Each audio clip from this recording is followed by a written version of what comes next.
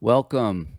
Thanks so much for stopping by the Digital Micro Trading Journal channel. My name's Digital Micro, and we're on the MES weekend trade preparation, and we're going to talk about price action and order flow levels for Q1. Just remember, this is a day trading for ROI payout, no trade recommendations. It's just a trade journal channel. We'll talk about price action imbalances, draws on liquidity, order flow levels. So let's get to it. The baseline 5 that I watch, and I try to look at this at least once a day, is the inverted yield curve, 2-year 4038, 10-year 347. So, yep, it's still inverted. Crude oil came off its lows, and we ended the quarter 75.70. U.S. dollar, important to watch where we go from this 102.5 level. So if we go up on the dollar, I'm expecting the E-mini micro, the S&P, not to continue higher. I want to watch this next week. The volatility index, if we go anything below this 1870 next week, it's going to be starting to look like extreme complacency. So that's going to be ripe for a retracement lower on the index for the S&P 500. Let's get to the E-mini S&P 500 micro futures charts. Okay, the MES S&P 500 micro weekly chart. So we just ended the quarter and the month on this big green candle. So let's look at a few of the points.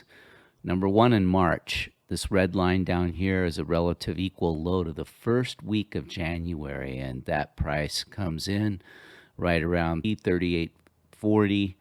And then in March, if that was a relative equal low, the high we closed right here at 39.25.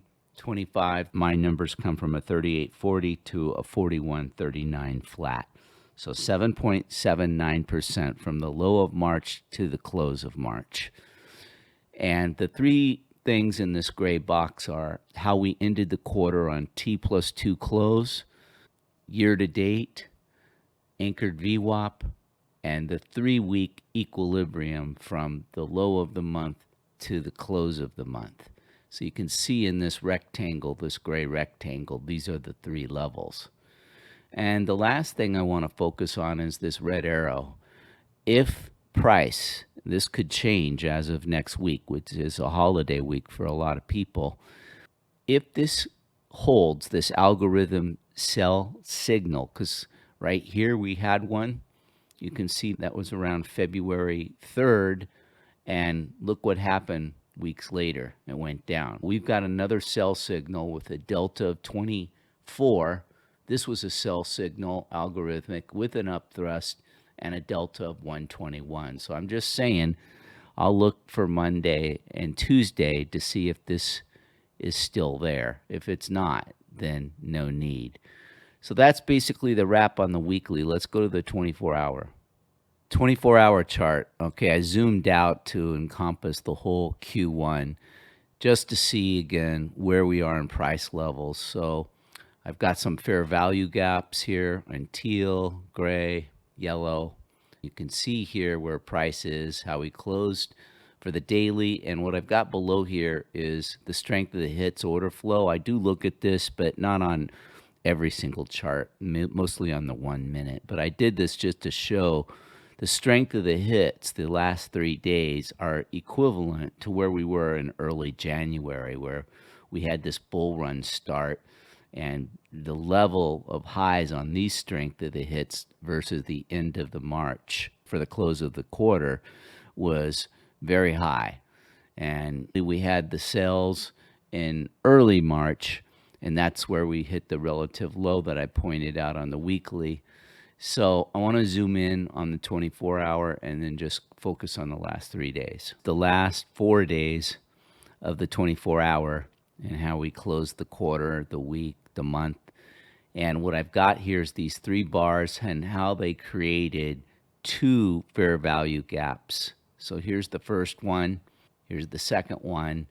And these red lines up here on last Friday, this is how, and I'll point out what we did on the 60-minute big fair value gap that happened like in the last few minutes of the day. They just went parabolic up. So what I'll be watching for, again, for next week's holiday week is I'm not having high expectations, and I'm not going to do a lot of trading, but I'm going to be observing the levels to see with the RTH open, that's a level, and these fair value gaps. If we do touch any of them, that would be important to rebalance these two imbalance zones. So let's go to the last chart, the 60-minute. I'm going to just be quick about the 60-minute. Same fair value gaps already pointed out, and then here's the 60-minute one that we did on the last, literally the last 2 hours of the day on Friday. You see this fair value gap, buy side imbalance, sell side inefficiency, and below it, I want to point out these new week open gaps. So that's from March 6th. Down here is March 27th. And as we open the new week here for April, we will create a new week open gap. So these new week open gaps are price magnets. That's what I've learned from my coach, mentor, and they're very valuable to keep on the chart, but I don't want to put them on every chart. So I try to just make sure at least one chart's got them notated, and it's on my 60 here. So that's it. That's a wrap. Take care.